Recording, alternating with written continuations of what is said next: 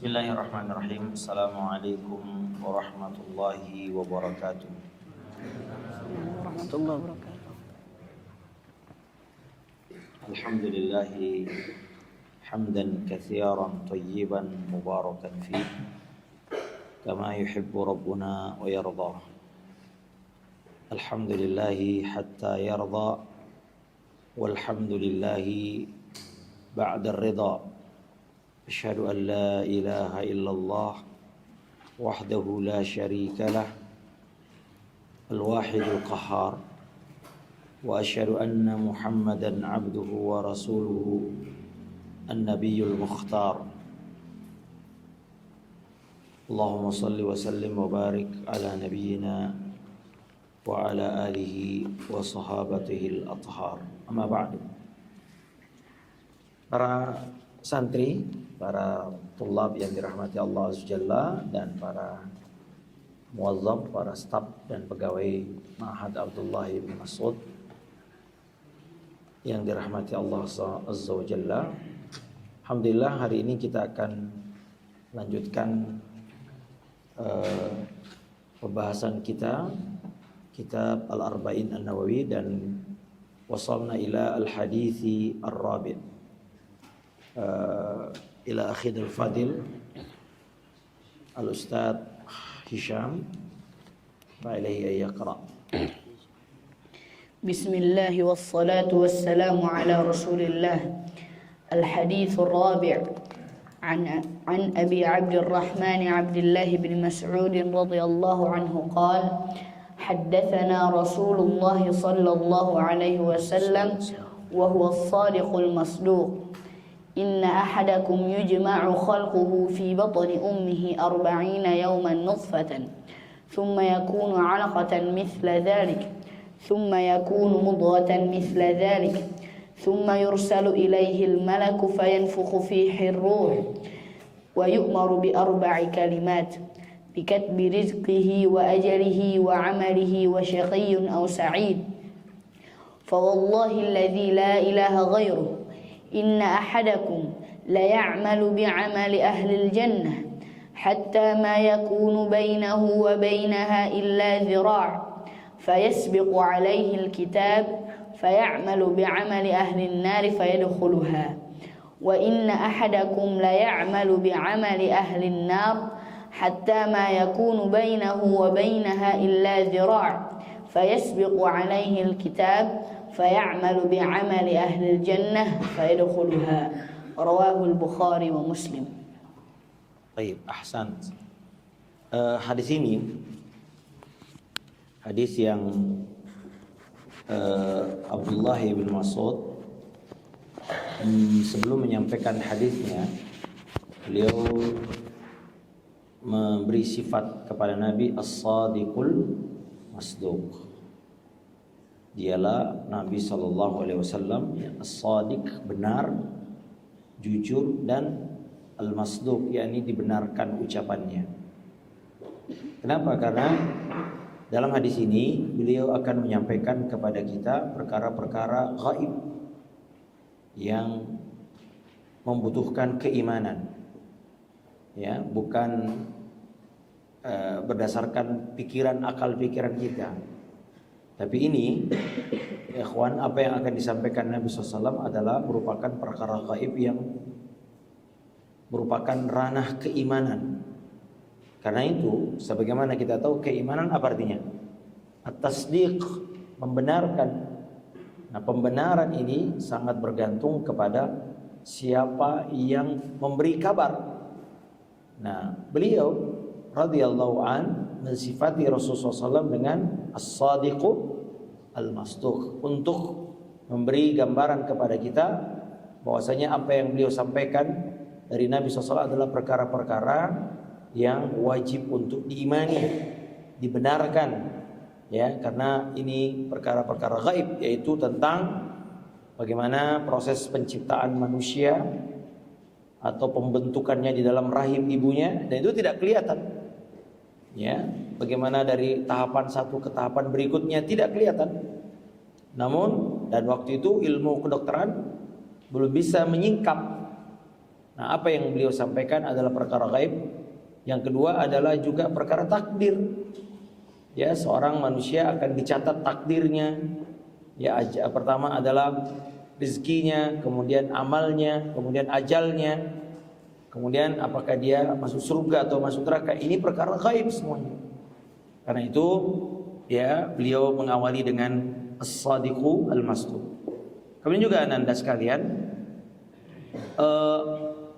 yang meriwayatkan hadis ini adalah sahabat yang kita memberi nama pesantren kita, ma'had kita dengan nama beliau radhiyallahu an, yaitu Abdullah ibnu Mas'ud ibni Ghafil ibni Habib ibni Syamkh ibni Far ibni Makhzub ibni Sahila ibni Kahil ibni Al-Harith ibni Tamim ibni Sa'ad ibni Hadil ibni Mudrika ibni Ilyas ibni Madar ibni Nizar. Ini silsilah nasab beliau. Ya, beliau adalah salah seorang sahabat senior, termasuk as-sabiquna al-awwalun. Ada yang menghitung beliau orang yang keenam masuk Islam. Ya. Beliau termasuk orang yang pertama-tama masuk Islam. Ini menunjukkan bagaimana keutamaan beliau. Dan apa profesinya? Penggembala kambing, ya. Dan beliau ini memiliki tubuh yang sangat pendek. Sampai-sampai disebutkan para sahabat duduk, maka dia berdiri sama tingginya dengan orang yang duduk. Itu bisa bayangkan ya bagaimana pendeknya beliau dan tubuhnya sangat kurus, sehingga kalau ada angin bertiup terkadang beliau ya terbang-terbang sedikit supaya karena begitu kurusnya. Ya, dagingnya sedikit, tulangnya sedikit. Ya, diantaranya ada satu kisah ketika beliau memanjat pohon kurma, ya, lalu para sahabat tertawa. Ya, kata Nabi SAW, apa yang membuatmu tertawa? Ya, kata sahabat, karena kurusnya betisnya. Ya, lalu Nabi SAW sungguh betisnya Abdullah bin Mas'ud lebih berat timbangannya ya di hari kiamat nanti. Subhanallah. Lihat nih bagaimana, makanya tidak boleh anak-anakku sekalian kita menghina atau mencela ya badan seseorang. Ya, karena itu bukan yang jadi ukuran ya. Lihat Abdullah bin Mas'ud kurus, krempeng, pendek lagi, ya miskin. Ya. Namun kata Nabi SAW betisnya lebih berat timbangannya di hari kiamat. Luar biasa. Oleh karenanya anak-anakku sekalian tidak boleh kita ya, kata Nabi SAW, innallaha la yanzuru ila suwarikum wala ila ajsamikum walakin yanzuru ila qulubikum wa a'malikum. Allah tidak melihat penampilanmu, ya, Allah tidak melihat bentuk tubuhmu, tapi yang Allah Ta'ala lihat adalah apa itu? Hati dan amal-amal soleh kalian. Dan beliau ini termasuk orang yang sangat dekat dengan Rasulullah SAW. Sampai ada seorang sahabat yang baru datang ke Madinah, namanya Abu Musa al-Ash'ari. Tadinya dia menyangka Ibnu Mas'ud adalah keluarga Nabi SAW. Kenapa? Karena selalu berada di rumahnya. Ya, makanya Ibnu Mas'ud mengatakan tidak ada ayat yang turun kecuali aku tahu bagaimana kedudukan ayat itu. Ya, bahkan beliau mengatakan kalau ada satu ayat yang saya tidak tahu dan ada orang yang tahu, maka aku akan, selama masih bisa dijelajahi, saya akan datang kepadanya untuk meminta ilmu tentang itu. Maka beliau termasuk sahabat yang direkomendasikan oleh Nabi Sallallahu Alaihi Wasallam untuk, ya, kata Nabi SAW, man ahabba ayyaqra al-Qur'ana ghadda kama unzila. Barang siapa yang senang membaca Al-Quran dengan benar sebagaimana ia diturunkan, falyaqra'u ala qira'ati ibni ummi abdin. Nama lain, jadi ibunya ini namanya Ummu Abdin. Ibunya Abdullah bin Mas'ud namanya Ummu Abdin. Maka Nabi mengatakan ala qira'ati ibni ummi abdin. Hendaklah seseorang membaca berdasarkan bacaannya Ibnu Ummi Abd. Ya, makanya antum belajar di Abdullah bin Mas'ud, mempelajari Al-Quran, ya, seolah-olah kita berharap bahwasanya apa yang kita pelajari Al-Quran adalah betul-betul sama dengan apa yang diturunkan oleh Allah Azza wa Jalla kepada Nabi kita mulia sallallahu alaihi wasallam. Nah, tapi ada satu faedah yang dalam hadis ini, ikhwan. Ini faedah bagaimana muamalah. Ketika Umar mendengar ini, beliau segera datang ke rumahnya. Ingin memberi, ini kabar gembira atau kabar gembira kan? Ya, Nabi mengatakan siapa yang ingin membaca Al-Quran seperti yang diturunkan, baca dengan bacaan Ibnu Mas'ud. Maka segera dia tergopoh-gopoh mendatangi rumahnya Abdullah bin Mas'ud. Ya, kata Umar, aku ingin menyampaikan kepadamu apa kabar gembira yang aku dengar dari Nabi SAW. Apa itu? Nah, lalu disebutkan bahwa Nabi SAW mengatakan, siapa yang ingin baca Quran dengan benar, maka bacalah dengan bacaan Ibnu Mas'ud. Kata Abdullah ibn Mas'ud, jazakallah, terima kasih. Tapi saya mohon maaf Umar, sesungguhnya Abu Bakar As-Siddiq telah lebih dahulu menyampaikan, padahal Umar merasa dia sudah tercepat. Ya, tapi Abu Bakar lebih dahulu. Ini menunjukkan bagaimana ikhwan berlomba-lombalah dalam memberi kebaikan kepada saudara kita. Memberi kabar gembira kebaikan atau tidak? Kabar kebaikan. Maka dia berlomba-lomba ingin menyampaikan berita gembira ini kepada ternyata Umar selalu kalah sama Abu Bakar As-Siddiq. Demikian juga anak-anakku sekalian, ini faedah yang sangat penting bagi kita semua. Hendaknya kita berlomba-lomba untuk memberi kebaikan. Kalau ada contohnya ini ya, ada saudara kita, teman kita nggak betah di pesantren. Ada ya, nggak betah, pengen pulang, ngambek, ya. Maka berlomba-lombalah memberi motivasi. Berlomba-lomba ngasih semangat. Dek, dulu juga kakak seperti adik, nggak betah, tapi kita sabar aja dek, insya Allah. Tapi saya lihat nggak ada yang memberi nasihat kecuali hanya ustadz. Coba antum semua nak, kalau dia betah di pesantren, mungkin sebabnya adalah karena kita memberi semangat, dia kasih motivasi. Masya Allah, betapa banyak pahala antum. Ya, nah, seperti sekarang tuh ada adik kita yaitu masih 10 tahun tinggal di pesantren, ya nggak betah. Namanya masih kecil. Coba antum semua satu-satu datang. Ya, habis ini datang, besok ini datang. Insya Allah dia betah. Gak apa-apa dek, memang biasa kita kangen ya. Kakak juga dulu kangen, tapi insya Allah demi kita ingin menyenangkan, bukankah adik ingin memberi kabar gembira kepada orang tua? Nah itu. Taib anak sekalian, nah, apa yang mana as-sadiqu? Maknanya adalah, kata para ulama, as-sadiqu adalah maknanya yang dimaksud as-sadiqu. Apa bedanya? Mal farqu baina as-sadiqi wal masduq? Ya. As-sadiqu yakni as-sadiqu fi dzati nafsihi. Yakni secara zatnya, yakni kepribadian Nabi terkenal jujur. Wa hadza syai'un urifa anhu sallallahu alaihi wasallam. Ini semua kita mengenalnya. Nabi SAW terkenal orang yang jujur, al-amin. Ya. Ya. Adapun al-masduq maknanya adalah ya, al-musaddiq bima yuha ilaihi, yaitu orang yang dibenarkan wahyu yang datang kepadanya. Ya, jadi beliau orang, jadi as-sadiq pada dirinya, bedakan ya. Adapun al-masduq adalah apa yang keluar dari lisannya itu benar, artinya dibenarkan dari sisi apa yang ia terima dari Allah Subhanahu wa taala. Artinya beliau tidak berbicara atas hawa nafsunya. Nah, jadi kalau as-sadiq itu pada dirinya sendiri, zatnya beliau. Adapun al-masduq berkaitan dengan apa yang ia sampaikan, yang ia terima dari Allah Azza wa Jalla adalah wahyu. Kata Allah Azza wa Jalla, "Wa ma yantiqu 'anil hawa in huwa illa wahyu yuha." Maka Abdullah ibn Mas'ud, anak sekalian, sengaja menyebutkan hal ini karena ingin menyampaikan perkara-perkara gaib yang orang kalau tidak punya iman, ya tentu dia tidak punya ya keyakinan atau pemahaman tentang perkara ini. Baik, kita lihat hadisnya secara lengkap. Perkataan inna ahadakum yujma'u khalqahu fi batni ummihi.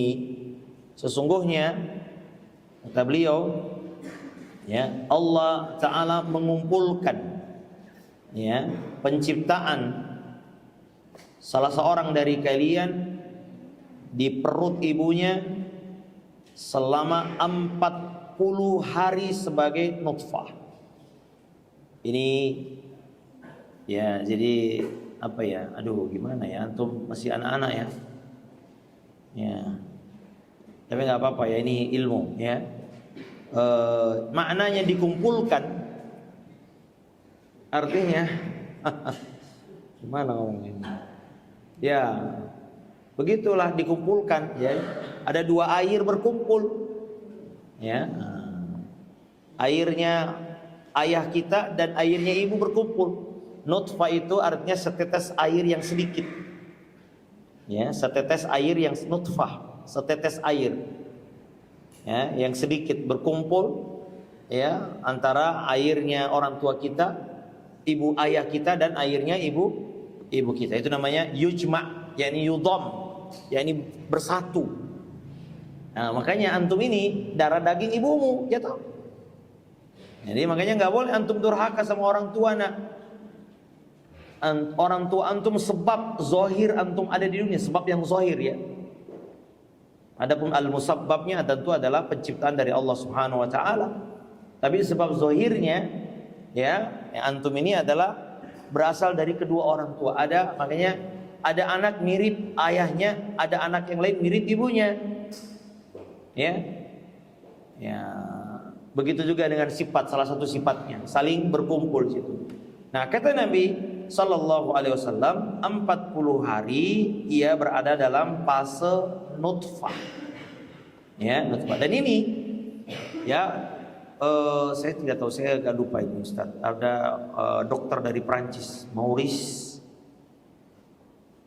Ada Maurice apa ya, saya lupa. Yang masuk Islam. Ya, Maurice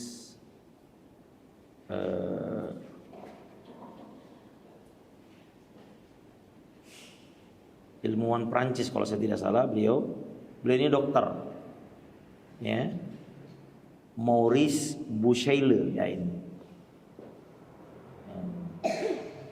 Beliau seorang yang meneliti tentang keajaiban Al-Quran melalui pendekatan sains. Ya, dia adalah seorang pakar bedah berkebangsaan Prancis kalau saya tidak salah. Ya, dan dia masuk Islam lewat pendekatan meneliti Al-Quran dari sisi sains. Di antaranya adalah jasad Fir'aun kalau saya tidak salah ya. Ya, kemudian juga banyak penelitian-penelitian tentang bagaimana Al-Quran banyak berkesesuaian dengan ilmu pengetahuan tentang kedokteran. Di antaranya ini anak-anak sekalian. Di antaranya Nabi SAW menyebutkan nutfah. Nah, kemudian berapa hari menjadi nutfah? 40 hari. Tsumma yakunu 'alaqatan mithla dzalika. Kemudian 40 hari kedua adalah bertahap menjadi alaqah. Ya, al-alaqah artinya darah yang menggumpal, segumpal darah. Darah yang menggumpal dan muallaq, tergantung. Konon kabarnya karena dia tergantung di rahim ibu. Ya. Ya, wa summiyat bidzalika lita'alluqiha bima marra biha. Jadi karena dia bergantung. Kemudian setelah itu at-taurus salis, tahapan berikutnya adalah al-mudghah. Ya, segumpal daging. Ya, segumpal daging. Apa tadi, bukan segumpal darah ya, setetes darah. Ya. Setetes darah. Nah, tadi kalau al-mudghah disebut mudghah ya ikhwan. Disebut mudghah karena daging yang bisa digigit dengan satu kali gigitan.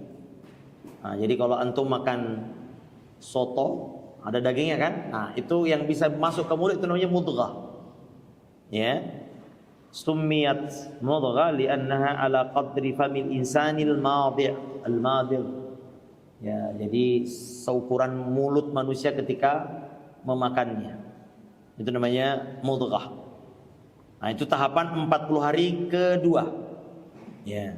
Kemudian tahapan berikutnya ya, Tahapan ketiga adalah proses yunfakhu fihi ruh, ditiupkan ruh. Karena Nabi SAW ya kalau sudah nutfah, alaqah, kemudian mudghah, ini. Tahapan keempat adalah thumma yursalu ilaihil malaku. Kemudian diutuslah kepadanya malaikat. Ini tidak disebutkan nama malaikat. Ya, hanya tugasnya. Ada malaikat yang ditugas hamilul arsh. Allah hanya menyebut tugasnya, pemikul arsh. Ada yang mencabut nyawa, malakul maut, tidak disebutkan namanya. Ya, hanya tugasnya. Raqibun atidun, ya, yang hadir dan mengawasi. Itu. Adapun nama-namanya Allah Taala alam tidak disebutkan. Nah, fayanfukhu fihi ruh, meniupkan ruh. Wa yu'maru bi arba'i kalimatin, dan diperintahkan dengan 4 kalimat, yaitu apa? Bikatbi, menuliskan apanya? Rezekinya, ajalnya, amalnya, dan apakah dia termasuk syaqiyun, yakni celaka di neraka nanti, au sa'idun, atau dia bahagia di surga nanti. Nah, ini sampai di sini kalimat Nabi SAW. Adapun kalimat berikutnya, sebagian ulama mengatakan ini adalah tambahan kalimat Ibnu Mas'ud. Ibnu Mas'ud. Nah, namun apa yang beliau ucapkan banyak sesuai dengan hadis-hadis yang semakna dengan itu. Tapi kita lihat ikhwan, ada pelajaran apa dari sampai di sini dulu? Ada apa yang disampaikan Nabi SAW itu banyak disebutkan di Al-Quran. Ya ayuhan nas in kuntum fi raibin minal ba'thi fa inna khalaqnakum min turabin thumma min nutfatin thumma min alaqatin thumma min mudghatin mukhallaqatin wa ghairi mukhallaqah ya linubayyina lakum ya wa nuqirru fil arhami ma nasha ila ajalin musamma. Wahai manusia, sesungguhnya jika kalian ragu-ragu tentang adanya kebangkitan, sungguh kami telah ciptakan kalian dari tanah. Nah, tanah ini maksudnya dari Adam dulu, ya. Ya, Adam. Jadi bapak kita diciptakan dari tanah. Kata Nabi SAW, Allah Ta'ala ya ketika menciptakan Adam, Allah Ta'ala mengambil tanah dari beberapa jenis tanah. Ya, maka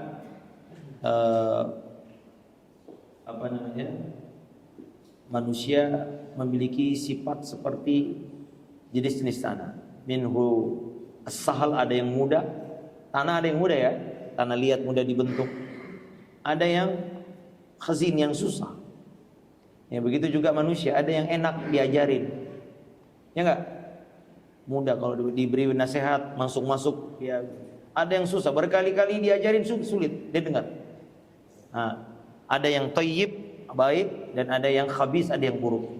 Ada tanah yang baik, ada tanah yang buruk. Demikian juga manusia. Demikian juga Nabi mengatakan sehingga manusia juga berbeda-beda. Ada yang aswad, hitam, ada yang ahmar, merah, ada yang abyad, putih. Ya, tergantung tanahnya. Ya, kita ini apa ini? Warna kulit antum apa? Berarti kita tanah coklat, ya. Nah, ada yang susah diajarin. Berkali-kali, ada yang mudah dinasihati. Kalau susah diajarin, tanah apa kira-kira? Ya, katanya tanah sengketa, ya. Ya, enggak, ini bercanda, ya, ini bercanda. Ya, ini enggak benar, ya. Tapi inilah manusia, tabiat. Nah, jadi yang dimaksud turab di sini adalah Adam, ya. Adapun kita anak Adam ini prosesnya nutfah, kemudian alaqah, tsumma mudghah. Ya.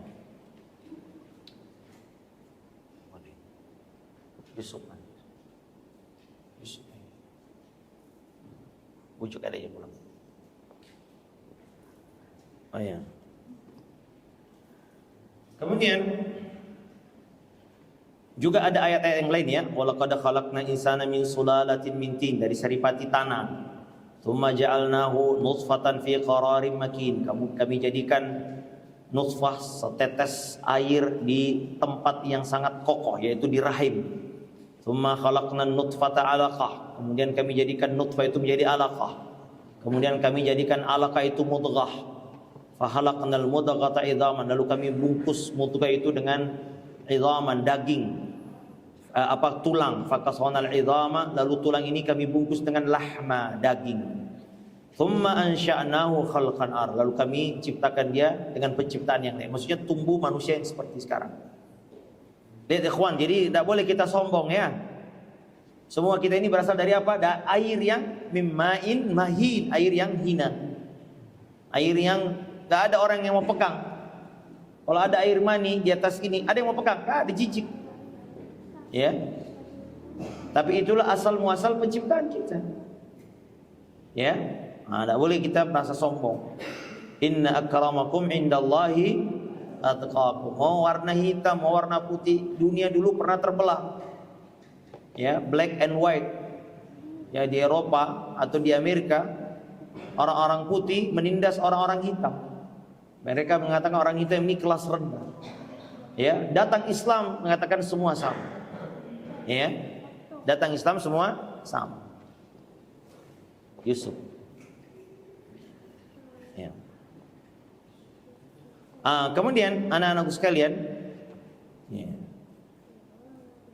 ada masalah lain yang juga ini adalah masalah fikih yang mungkin kita tidak berlama-lama di sini, yaitu bagaimana hukum anak yang lahir sebelum 120 hari. Karena 120 hari berarti ada ruh. Kalau ruh berarti dia sudah manusia.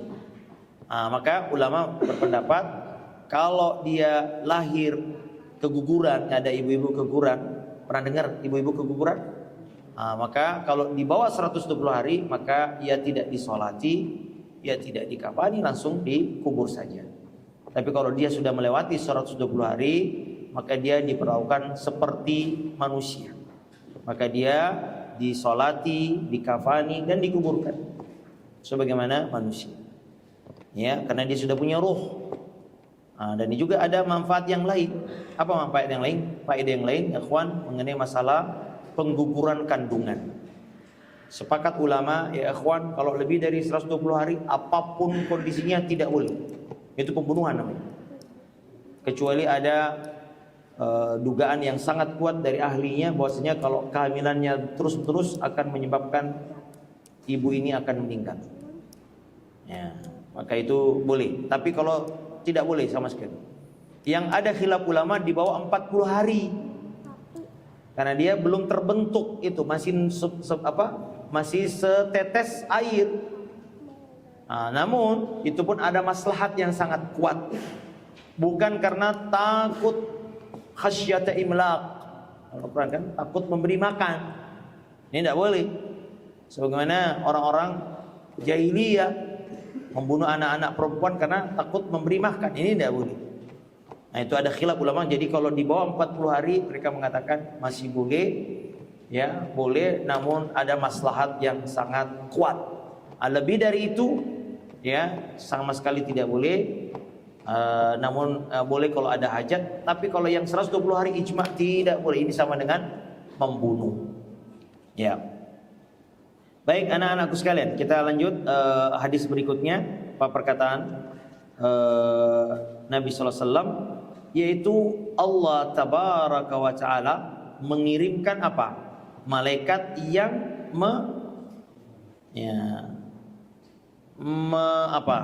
menuliskan ajal, menuliskan takdir kita. Makanya para ulama ikhwan membagi takdir itu ada namanya takdir lauhul mahfuz, takdir yang sifat azali. Ya, ini takdir yang bersifat azali. Itu yang ada di lauhul mahfuz. Kemudian pada prosesnya, anak-anak sekalian, pada prosesnya ada takdir yang sifatnya umuri. Ini takdir pada saat peniupan ruh. Tapi ini tidak berbeda dengan ada yang di lauhul mahfuz. Yang di lauhul mahfuz tidak berubah. Kata Allah Azza wa Jalla, innallaha kataba maqadiral khalaiq.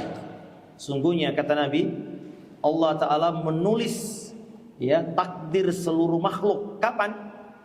Ya, 50.000 tahun sebelum Allah Ta'ala menciptakan langit dan bumi. Ya, qabla an yakhluqas samawati wal ardi 50.000 sana. Ini jadi ikhwan, anak-anak sekalian, kita ini, ya, semua ada dalam pengetahuan Allah. Penulis semua sudah dicatat. Segala sesuatu dari penciptaan langit sampai hancur hancurnya bumi, alam semesta ini, sampai masuk surga dan neraka, semua sudah ditulis. Ya, semua ada catatannya. Tidak ada yang luput ya dari pencatatan Allah Subhanahu wa taala. Kemudian juga ada yang namanya takdir sanawi, takdir tahunan. Kapan itu? Inna anzalnahu fi lailatin fiha yufraqu kulli amrin hakim. Jadi kata Allah ya di dalam Al-Qur'an bahwasanya di malam Lailatul Qadar Allah taala menetapkan segala urusan dengan bijaksana. Kapan itu? Malam Lailatul Qadar. Karena itu ada ulama mengatakan kalau engkau ingin melihat bagaimana nasibmu di tahun yang akan datang, lihat bagaimana engkau pada malam Lailatul Qadar. Maka anak-anak sekalian, semoga kita semua diberi Allah taala taufik untuk bisa mengisi Lailatul Qadar dengan benar. Baik. Baik, ini takdir ya.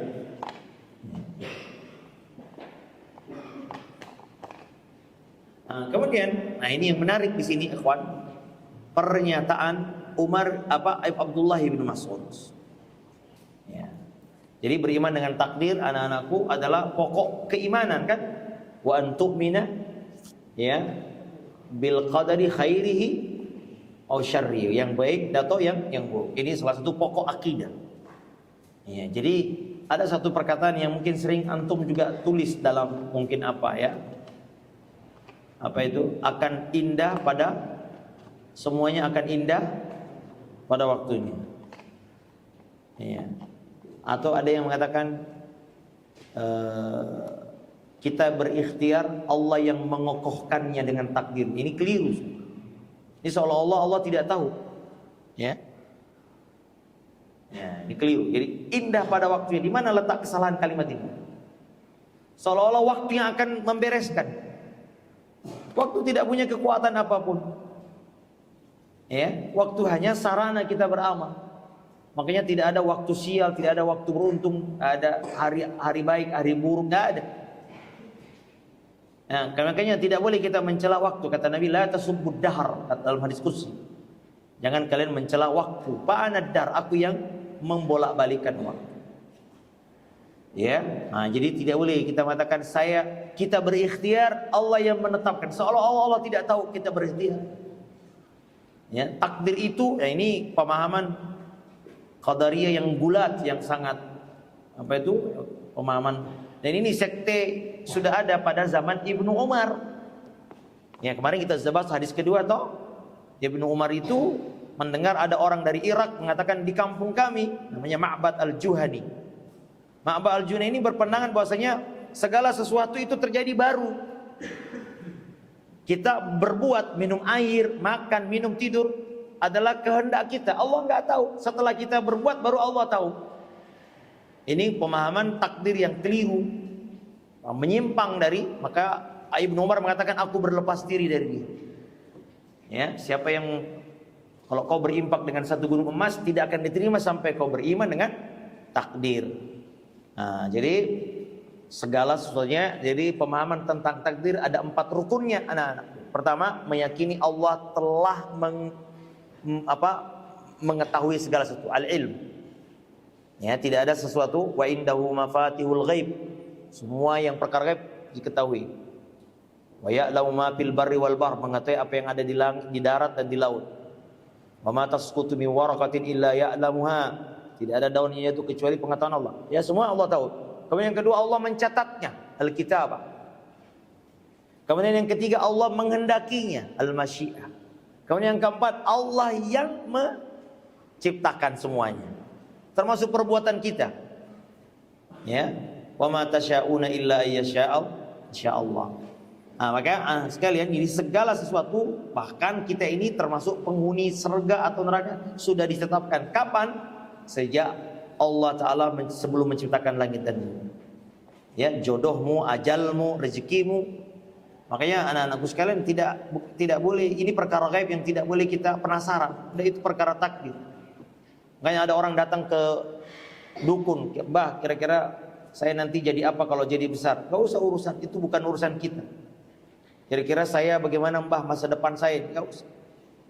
Karena itu pengetahuan ada di sisi Allah Subhanahu wa taala. Bahkan Nabi pun tidak tahu perkara-perkara masa depan kecuali dengan wahyu dari Allah Subhanahu wa taala. Nah, kita lihat anak-anakku sekalian, lihat apa perkataan Ibnu Mas'ud dalam hadis ini. Beliau mengatakan, "Wallahi," namun ada juga yang mengatakan bahwa ini masih perkataan Nabi SAW. Allah Ta'ala, ada khilaf ulama. Amin. Kita lihat apa kata Ibnu Mas'ud. Ya, dia bersumpah, "Wallahi," ya, "Fawalladzi la ilaha ghairu," demi zat yang tidak ada ilah yang berhak disembah selain Dia.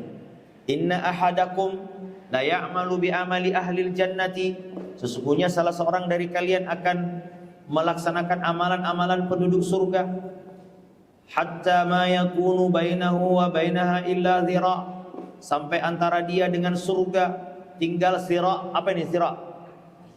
Sahasta ya. Kalau ini sejengkal ya. Sira itu yang mana? Ya. Kalau ini sedepak. Nah, ini zira, ini mungkin nanti ke sini. Dari siku kita saya ini. Ini zira. Makanya Nabi SAW mengatakan Nabi Adam tingginya berapa? 60 zira, situna ziraan. 60 ini. Berarti setinggi apa itu ya? Nabi Adam ya. Sekira-kira 30 meter. Tingginya Nabi Adam. Di antara juga yang tinggi-tinggi itu adalah kaumnya Nabi Hud, yaitu kaum Ad. Tinggi-tinggi. Ya. Jadi dari maksudnya di sini dekatnya apa? Bukan dari sisi kedekatan tempat ya. Kata Syekh Utsaimin di sini adalah yang dimaksud dekat di situ adalah dekat dari sisi waktu. Artinya bisa jadi dia sudah mau meninggal. Kalau dia meninggal, dia bisa masuk surga karena amalan-amalan surganya. Tapi lihat, fayasbiqu alaihil kitab, maka dia didahului oleh kitabnya tadi. Catatan takdirnya mendahulinya. Ya. Apa takdirnya situ, Pak? Anak sekalian, fayamalu bi amali ahlin nar. Lalu dia mengerjakan amalan penduduk ahli neraka. Hadis ini Masya Allah dahsyat sekali anak-anakku sekalian. Ada orang yang sepanjang tahun mengerjakan amalan penduduk surga, ngaji, masuk pesantren. Ya, sehingga amalan ini kalau dia meninggal pas itu tinggal sejengkal dia masuk, tinggal sehasta dia masuk surga. Namun ada takdir berkata lain. Ya, ternyata ia mengerjakan amalan penduduk neraka dan dia meninggal di atas itu. Fayadkhuluha, kata ini, maka dia pun masuk neraka. Masya Allah. Kemudian sebaliknya, wa inna ahadakum la ya'malu bi amali ahlin nar. Sesungguhnya ada di antara kalian mengerjakan amalan-amalan penduduk ahli neraka. Hatta ma yakunu bainahu wa bainaha illa dhira. Neraka itu tinggal sehasta. Ya, jadi dari sisi, bukan dari sisi tempatnya ya, tapi dari sisi ya waktunya. Artinya mungkin bisa jadi kalau dia meninggal saat itu, udah deh dia pasti masuk neraka karena amalannya. Tapi ternyata kitabnya, catatannya di Lauhul Mahfuz, ya itu yang terjadi. Ya, apa itu? Fayasbiqu alaihil kitab, didahului oleh kitabnya. Fayamalu bi amali ahlil jannah, maka dia beramal dengan amalan penduduk surga, fayadkhuluha, lalu dia masuk ke dalam surga. Iya. Lihat anak sekalian. Jadi ini faedahnya apa di sini? Pentingnya atau kedudukan husnul khatimah. Ya.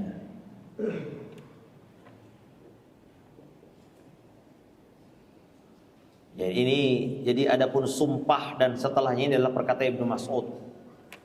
Namun kalau kita lihat ikhwan, ada perkataan Rasul sallallahu alaihi wasallam yang senada dengan ucapan beliau ini. Di antaranya innamal a'malu bil khawatim. Sesungguhnya amal itu tergantung akhirnya. Jadi tidak keliru apa yang diucapkan Ibnu Mas'ud. Karena ternyata ada orang yang ikhwan walaupun 10 tahun di pesantren, satu hari dia berbuat dosa, kemudian dia meninggal di atas dosa itu. Waliyadzubillah. Makanya hati-hati antum nak. Antum hafal Quran ini kan 3 juz 33 tahun. 30 juz antum hafal. Ya kan? Tiba-tiba setelah hafal 30 juz keluar dari pesantren berbuat dosa dan maksiat, langsung meninggal hari itu. Ya, ya. Wa innamal a'malu bil khawatim. Manusia itu tergantung amal terakhirnya, penutupnya. Ya. Ingat sisa pembunuh 100 jiwa kan? Ya, dia sudah membunuh 100 jiwa. Bahkan disebutkan dia belum sempat beramal, baru berniat beramal, di tengah jalan dia meninggal. Ternyata dia lebih dekat ke tempat dia bertobat, maka Allah Ta'ala ampuni dosanya dan masukkan ke dalam surganya. Ya, ini bayangkan apa lagi? Jadi ada 4 kategori manusia, ya. Awalnya baik, akhirnya baik. Ini yang bagus. Seperti para nabi, ya. Awalnya buruk, akhirnya buruk. Ini orang kafir. Nah, ada yang awalnya baik, akhirnya buruk. Ini orang murtad. Siapa di antara mereka? Banyak ini orang murtad, sudah banyak beramal soleh, tiba-tiba murtad. Nah ini, siapa di antaranya misalnya? Banyak ya. Ada yang awalnya buruk, akhirnya baik. Siapa mereka? Ya seperti tukang sihirnya Fir'aun. Tukang sihir Fir'aun, Masya Allah ya ikhwan. Coba lihat, bertahun-tahun jadi tukang sihir. Ada yang menyebutkan, dia cuma masuk Islam setengah hari. Pagi hari masih musyrik, siang hari masuk beriman. Beriman kan? Amanna apa itu? Wa ulqiyas saharatu sajidin, apa itu?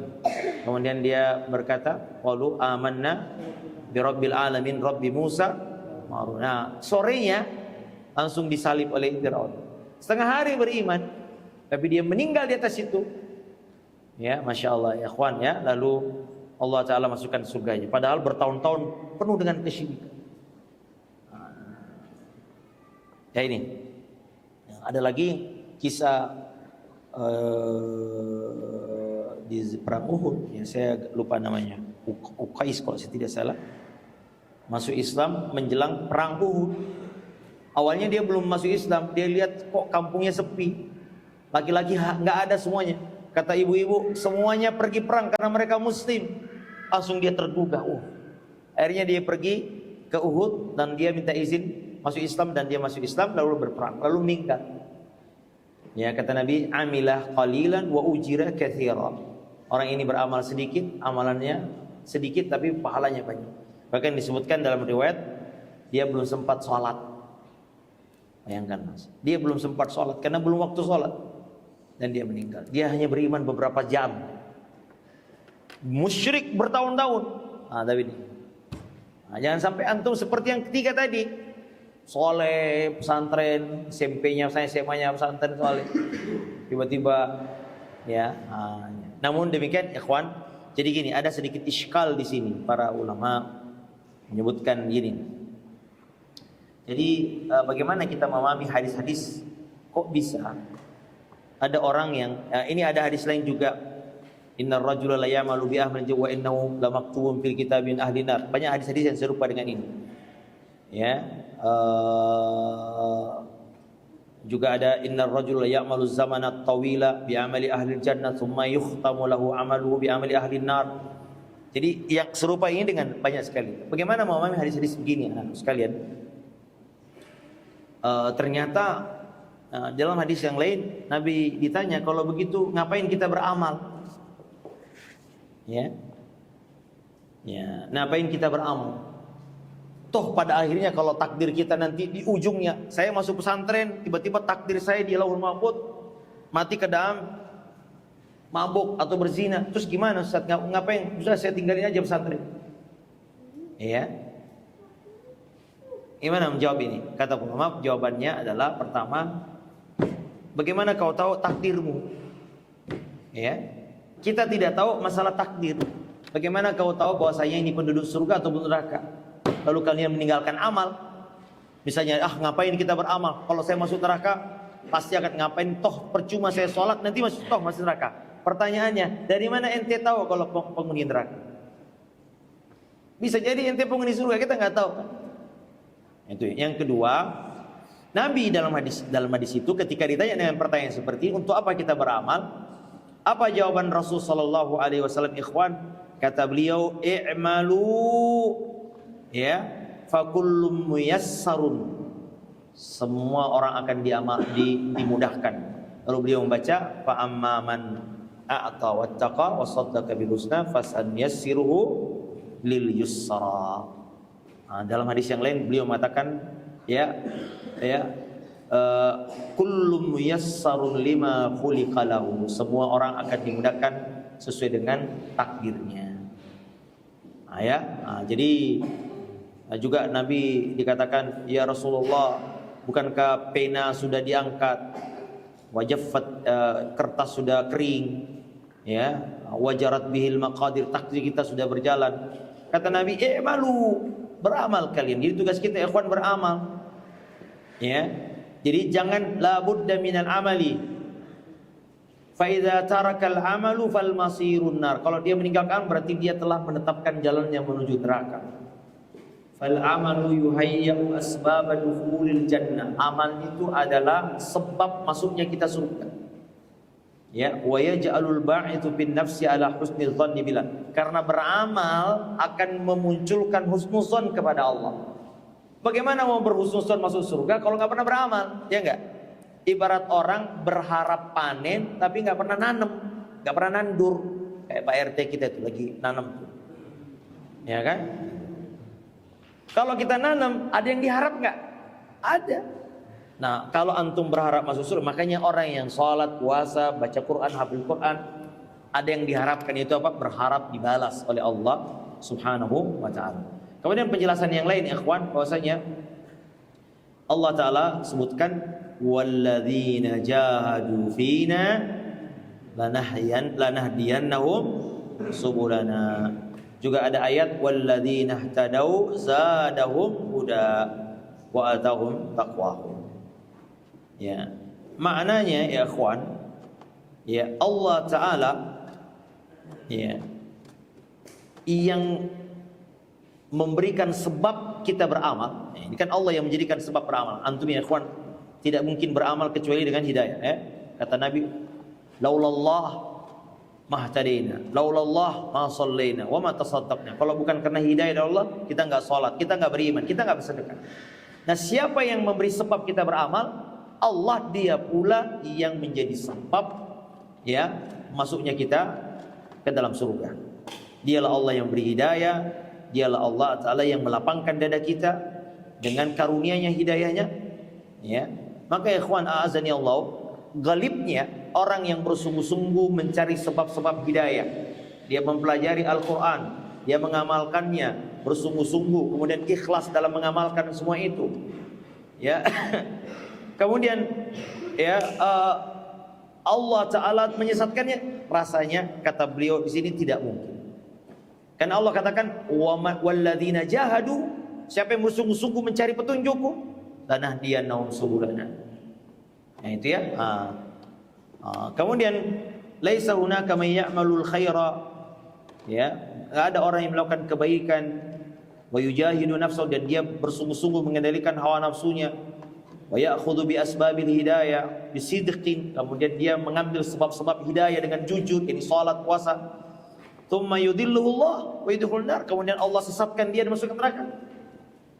Ini kata beliau tidak.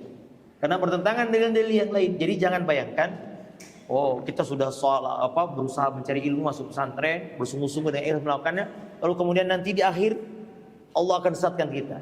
Tidak.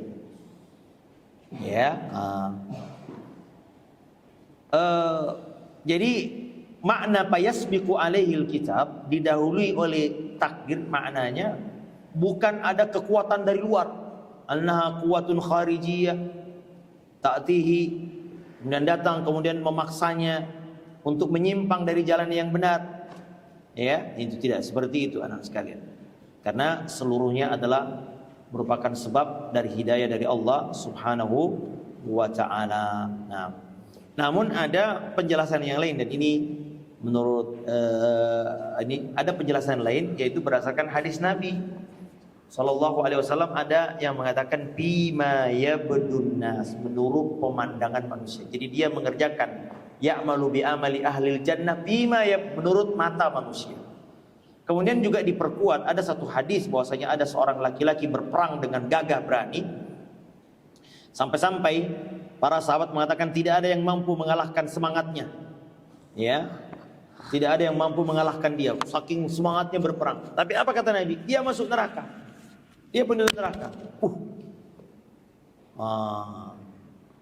Ternyata ada sahabat yang mencari tahu kenapa kok disebut penduduk neraka. Maka setelah ternyata di ujungnya dia bunuh dirinya. Ya, dia bunuh dirinya. Maka orang ini datang ke dia, Rasulullah, saya bersaksi engkau adalah ya. Jadi ternyata tidak ada yang dia berperang dengan semangat menurut mata kita. Menurut pandangan manusia dia, tapi ada amalan batinnya tidak. Nah, ini hati-hati anak-anakku sekalian. Kita harus jujur dalam setiap amalan kita. Salat dengan jujur, puasa dengan jujur, mencari ilmu juga jujur. Apa itu jujur? Antara yang nampak dengan yang tersembunyi harus cocok. Jangan tidak jujur dalam ibadah kita. Ya, jadi pura-pura ngaji, pura-pura hafal Quran, sebetulnya hatinya nggak cocok, nggak suka. Nah ini orang ini yang berpulang akan mati suul khatimah, karena amalan batin yang tidak terlihat oleh manusia. Bisa jadi ada orang lihat, masya Allah, rajin sholat 5 waktu, puasa, masya Allah, tapi itu semua pencitraan di mata manusia. Amalan hatinya tidak seperti yang nampak mata kita, maka Allah wafatkan dia di atas amalan batinnya itu. Waliyadzubillah. Ya, ada bima ya nas. Ya. Nah, lihat anak-anakku sekalian. Jadi ternyata ya dia berangkat berperang ya bukan karena jujur, tetapi dia tidak tahan. Jadi waktu dia laki-laki ini yang tadi tidak tahan lukanya sehingga dia membunuh dirinya sendiri. Ya, maka Nabi betul mengatakan, ini penjelasannya seperti itu anak-anak sekalian. Baik, ini saya kira pelajarannya secara umum. Makanya anak-anakku sekalian pentingnya kita senantiasa meminta keteguhan. Ya, kita nggak tahu akhir hidup kita ini seperti apa. Makanya ada doanya Nabi SAW dari Anas bin Malik. Karena Rasulullah SAW yuksiru ayyakula, Nabi SAW memperbanyak doa, Allahumma tsabbit qalbi ala dinik. Ya Allah, teguhkanlah hatiku di atas ya, agamamu. Ada yang bertanya, ya Rasulullah,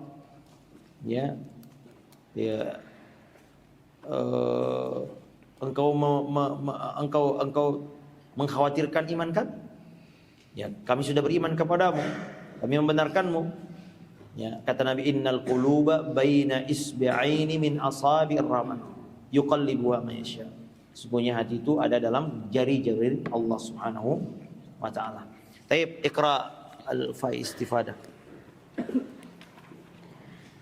مما يستفاد من الحديث بيان أطوار خلق الإنسان في بطن أمه.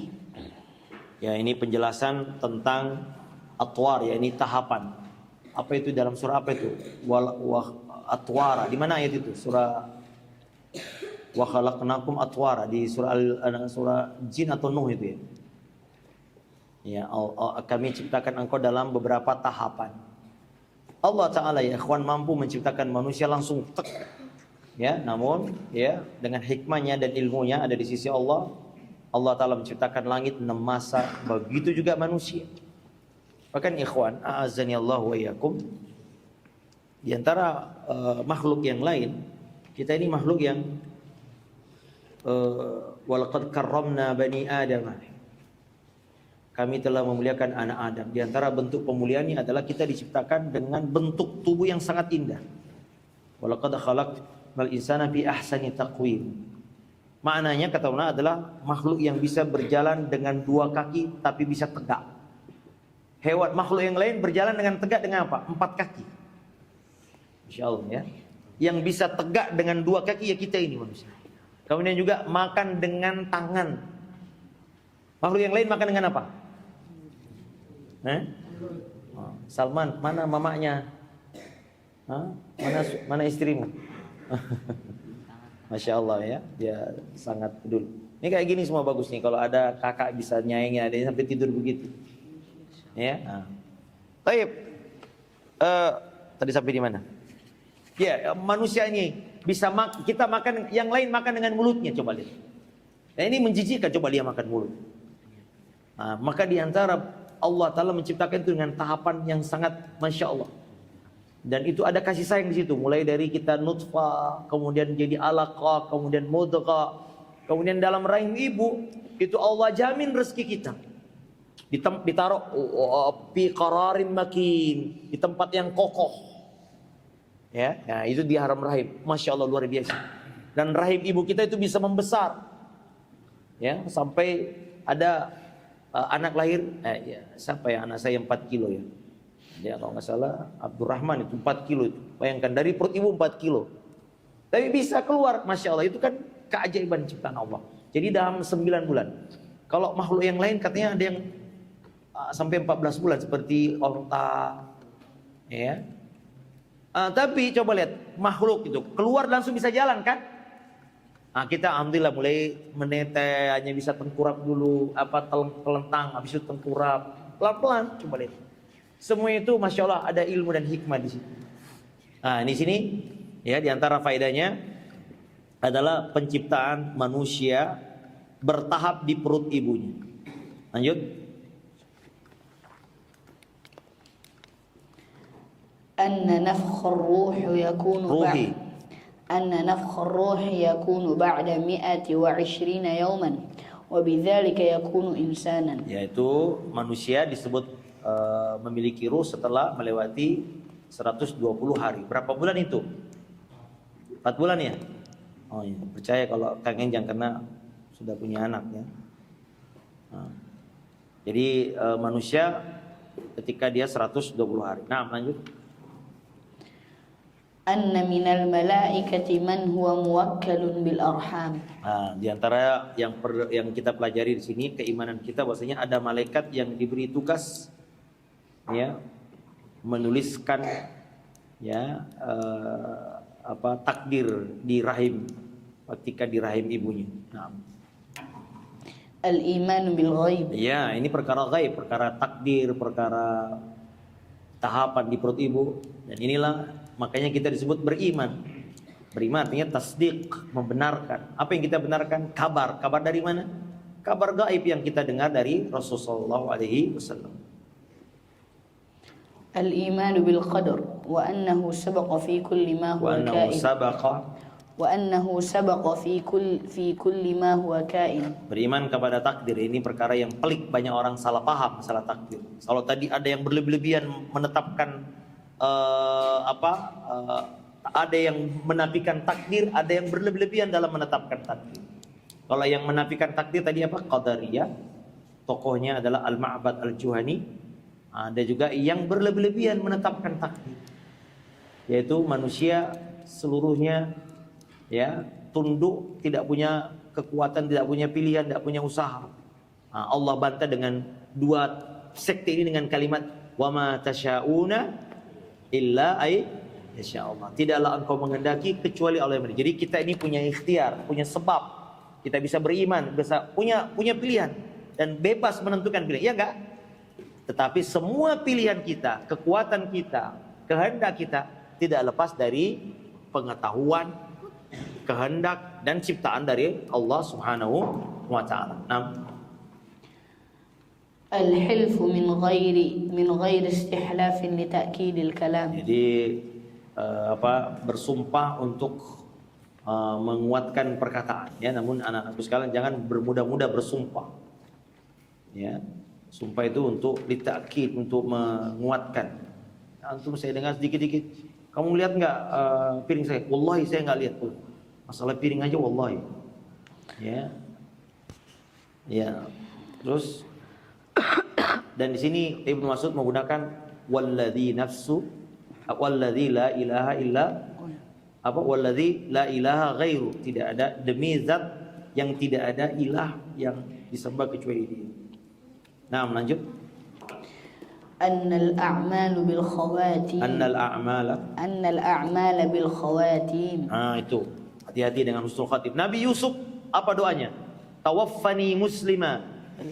Padahal Yusuf ini berdoa kapan belum mengucapkan itu? Waktu beliau sudah di puncak. Beliau melewati semua ujian-ujian dengan sukses. Tapi beliau khawatir tidak mati dalam keadaan muslim. Kata beliau, tawaffani muslima wa alhiqni bis salihin. Apa ayat sebelumnya itu? Rabbi qad ataitani. Hah? Rabbi qad ataitani. Hah? Rabbi Rabbi qad ataitani minal mulki wa 'allamtani wa 'allamtani min ta'wil ahadits fatiras samawati wal ard tawaffani musliman. Itu dia. Bayangkan ya, kalau sekelas Nabi Yusuf saja yang sudah teruji digoda dengan perempuan, Masya Allah dia lulus, digoda dengan penjara dia lulus, dia terhindar, lulus dari fitnah-fitnah. Namun itu sebab semua tidak membuat dia merasa aman dari fitnah. Beliau mengatakan tawaffani, dan inilah kesibukan semua orang-orang saleh. Sibuk memikirkan bagaimana husnul hati. Lanjut. الجمع بين الخوف والرجاء وأن على من أحسن أن يخاف سوء الخاتمة وأن من أساء لا يقنط من رحمة الله. Jadi menggabungkan antara al-khawf, takut apa ya akhi? Ya, takut akan azab Allah, tapi juga warraja'a berharap pada rahmat Allah Subhanahu wa taala. Ya. Jadi orang yang berbuat baik maka dia tahu sulul khatimah. Dan orang yang berbuat buruk berarti dia telah berputus asa dari rahmat Allah. Wala taqnatu rahmatillah. Jangan kalian berputus asa dari rahmat Allah. Setan datang dalam dua bentuk ini. Menakut-nakuti kita sehingga takut, sehingga kita putus asa dari rahmat Allah. Sehingga kayaknya nggak akan bisa saya hafal Quran. Hanya KUB yang bisa. Saya kayaknya ditakdirkan tidak bisa. Nah, ini tidak boleh. Ya, tapi juga terlalu berharap, sisi rahmatnya terlalu berlebihan. Ini akan mendatangkan merasa aman. Allah pasti diampuni, gak apa-apa kita berbuat dosa dulu, nanti gampang kita ampuni. Ini merasa aman dari sisa Allah. Amintum man fis samai. Nah itu ayyakhsifa bikum dan seterusnya. 9. Annal a'mala sababu dukhulil jannati awin nar. Jadi orang yang berbuat baik hendaknya dia takut su'ul khatimah. Ya. Baik. Apa tadi? Wa annal a'mala sababu dukhuli jannati awin nar. Sesungguhnya amal itu menjadi sebab masuknya surga dan neraka. Sebab tidak bertentangan dengan ada hadis lain bahwasanya tidak ada yang masuk surga karena rahmat Allah. Nah, karena sesungguhnya amalan itu adalah bagian dari rahmat Allah Subhanahu wa taala. Baik, lanjut terakhir. Anna man kutiba syaqiyan la yu'lamu haluhu fi dunya wa kadza 'aksu. Ya. La yu'lamu haluhu, betul. Anna man kutiba syaqiyan la yu'lamu haluhu fi dunya wa kadza 'aksu. Adapun orang yang telah ditetapkan celaka, yakni penudarakan, tidak bisa diketahui di dunia. Karena itu ya akhwat, tidak boleh kita menjazm, menetapkan ini pasti dia neraka. Hatta orang yang kita tidak tahu ya kawan, kita hanya bisa mendoakan. Yang zahirnya kelihatannya, ya kita tidak tahu apakah ada amal-amalan yang lain. Ya, jadi tidak boleh kita menjazm, ini pasti masuk surga, ini pasti masuk neraka. Yang kita hanya berhusnuzon kepada Allah, ya, agar seorang hamba yang meninggal agar diampuni dan dimasukkan ke dalam surganya. Barakallahu fiik. Subhanakallahumma bihamdika asyhadu an la ilaha illa anta astaghfiruka wa atubu ilaik. Assalamualaikum warahmatullahi wabarakatuh. القرآن حبل نجاتنا فتمسكي بعراه كي لا نضل